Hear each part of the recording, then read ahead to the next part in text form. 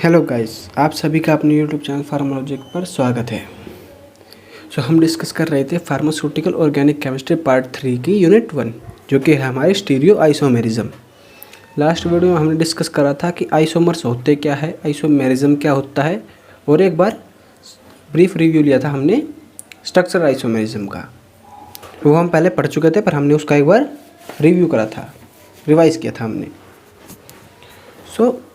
अब हम डिस्कस करेंगे जो हमारा मेन टॉपिक है सिलेबस का, वो है stereo isomerism. Stereo isomerism is due to the different arrangement of atoms around the carbon in space और 3D। स्टीरियो आइसोमेरिज्म किस कारण से होता है कि जो कार्बन होता है, कार्बन के साथ 4 एटम अटैच होते हैं वैलेंसी फुलफिल करने के लिए। तो वे 4 एटम की डिफरेंट अरेंजमेंट होती है स्पेस के अंदर, उसकी वजह से हमें स्टीरियो आइसोमेरिज्म अचीव होता है। इसको और एक्सपेंड करें तो it means molecules have same molecular formula, same structural formula, but different special arrangement of atoms. मतलब उसका मोलिकुलर फार्मूला भी सेम होगा, कंपाउंड का स्ट्रक्चरल फार्मूला भी सेम होगा, पर स्पेशल अरेंजमेंट मतलब 3D के अंदर उसकी अरेंजमेंट अलग अलग होगी। जैसे हमारे स्ट्रक्चरल आइसोमेरिज्म में तो उसके स्ट्रक्चर अलग अलग होते थे, मोलिकुलर फार्मूला सेम होता था पर स्ट्रक्चर अलग होते थे, वो था स्ट्रक्चरल। पर इसमें स्ट्रक्चर भी सेम है और मोलिकुलर फार्मूला भी सेम है, बट डिफरेंट स्पेशल अरेंजमेंट है।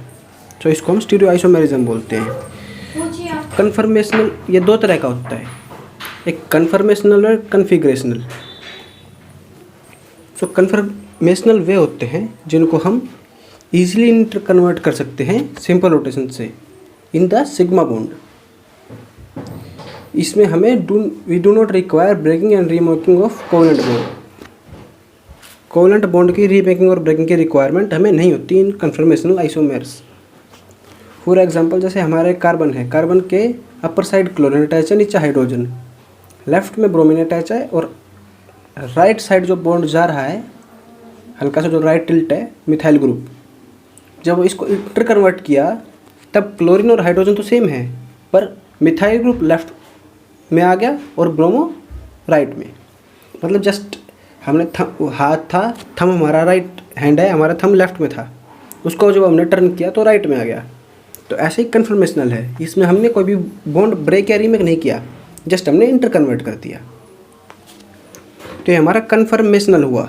और कन्फिग्रेशनल में क्या होता है कि इनको हम सिंपल रोटेशन से इंटर कन्वर्ट नहीं कर सकते, मतलब सिग्मा बॉन्ड रोटेशन से हम इसको इंटर कन्वर्ट नहीं कर सकते।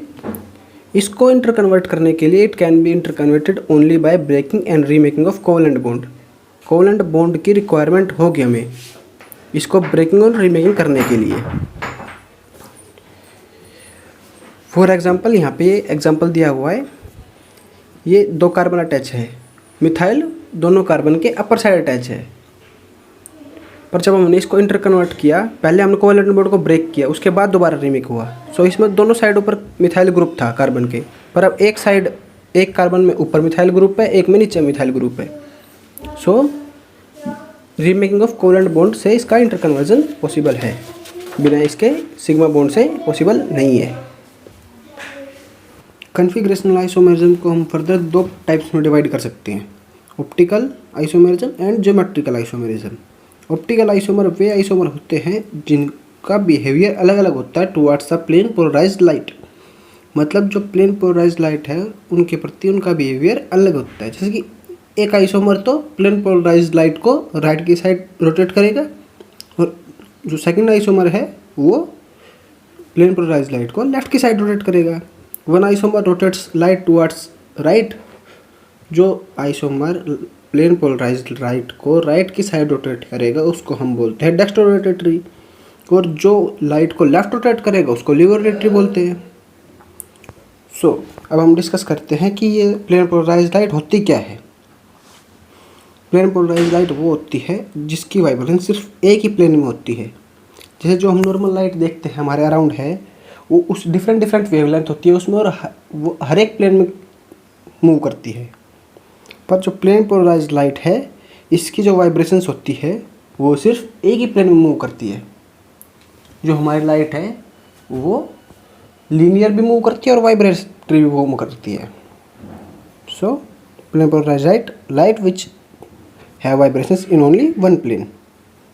इसको प्लेन पोलराइज्ड लाइट को अचीव कैसे करते हैं? हम ऑर्डिनरी लाइट को निकोल प्रिज्म से पास करते हैं तो हमें प्लेन पोलराइज्ड लाइट मिलती है। और मोनोक्रोमैटिक लाइट कौन सी होती है? जो ऑर्डिनरी लाइट है जो हम देख पाते हैं वो इलेक्ट्रोमैग्नेटिक रेडिएशन होती है, वो इसके अंदर वेवलेंथ होती है अलग अलग।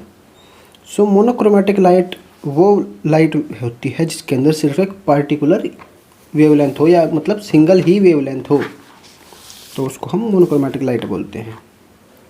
स्पेसिफिक रोटेशन क्या होता है?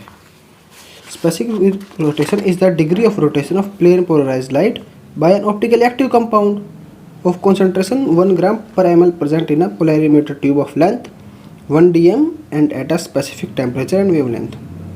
मतलब क्या है कि हम एक ऑप्टिकली एक्टिव कंपाउंड जिसके हमें स्पेसिफिक रोटेशन चेक करनी है उसको हम पोलैरीमीटर ट्यूब में प्लेस कर देते हैं, और उसके बाद हम जैसे बाय डायग्राम समझिए आप, सोर्स है, सोर्स की लाइट हमने फर्स्ट निकोल प्रिज्म से पास की तो उसने लाइट को पोलराइज कर दिया, मतलब प्लेन पोलराइज लाइट बना दिया। थर्ड स्टेप देख सकते हैं, प्लेन पोलराइज लाइट अचीव हो गई। उसके बाद हमने सेटअप इस हिसाब से बनाया हुआ है कि उसके बाद वो लाइट पोलैरीमीटर ट्यूब से पास हुई जिसके अंदर हमने ऑप्टिकल एक्टिव कंपाउंड जिसकी हमें स्पेसिफिक रोटेशन टेस्ट करनी है उसको प्लेस कर रखा है। तो जब उससे पास होती है तब हम एनालाइजर पुट करते हैं, मतलब एक और निकोल प्रिज्म पुट करते हैं और हमें रोटेटेड लाइट मिल जाती है। सो उससे हम एस्टिमेट लगा सकते हैं कि उसकी स्पेसिफिक रोटेशन कितनी है। सो जो एंगल ऑफ रोटेशन है वो किस किस चीज़ों पर डिपेंड करता है? Nature of optical active substance, मतलब जो हमने सब्सटेंस पोलैरीमीटर ट्यूब में रखा है या जिसका हमें स्पेसिफिक रोटेशन निकालना है उसका नेचर। नेचर ऑफ सॉल्वेंट, हमने उसको किस सॉल्वेंट में डिजोल्व कर रखा है, वो कॉन्सेंट्रेशन ऑफ सॉल्यूशन किस कॉन्सेंट्रेशन में कर रखा है। आइडियल के तौर पे हम 1 ग्राम पर ml कॉन्सेंट्रेशन लेते हैं।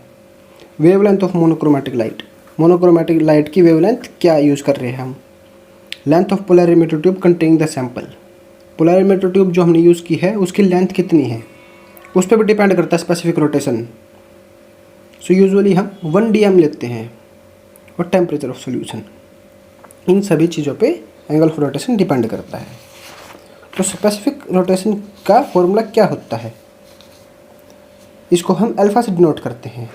यह है observe angle of rotation bye L into C, मतलब लाइट कितनी एंगल पर रोटेट करी बटे में L इंटू C, जहाँ पे L है हमारा लेंथ ऑफ पोलैरीमीटर ट्यूब जो कि हमने इस यूजुअली आइडियल 1 dm लेते हैं, और C concentration of optical active substance जो कि हम आइडियली 1 ग्राम पर ml लेते हैं। सो इससे हमें अगर हम इन दोनों को आइडियल लें, लेंथ 1 dm ले और कॉन्सेंट्रेशन 1 ग्राम पर ml, तो हमें observed angle of rotation easily achieve हो जाएगा स्पेसिफिक रोटेशन में। Hope you guys like the video. Guys जिन्होंने अब तक चैनल सब्सक्राइब नहीं किया है वो अभी जाकर चैनल सब्सक्राइब करें, बेल आइकन प्रेस करें और इस वीडियो को ज़्यादा से ज़्यादा अपने दोस्तों के साथ शेयर करें।